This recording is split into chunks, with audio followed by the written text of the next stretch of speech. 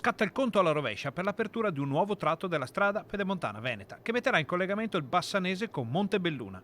Ci vorrà ancora qualche giorno, ma l'obiettivo è ormai a portata di mano. Che vuol dire mettere insomma a stretta sinergia, a stretto contatto due importanti realtà, cioè la nostra Bassanese con tutta la zona del Trevigiano. Ci sono alcuni ritardi dovuti all'approvvigionamento del materiale proveniente dall'estero e ci sono le storiche criticità legate alla galleria di Castelgomberto e agli innesti ai due capi del nastro d'asfalto.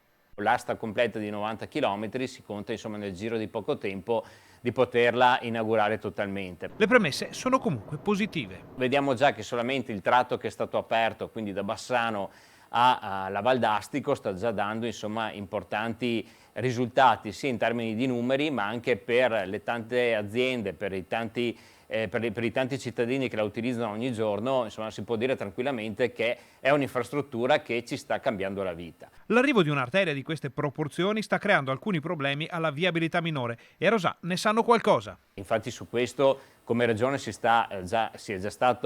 abbiamo già attivato una serie di tavoli con gli enti locali per capire anche dove intervenire. Uno su tutti è Rosà, che lo sappiamo benissimo, il famoso problema di Rosà, e qui l'assessore De Berti ci sta già lavorando assieme all'amministrazione comunale.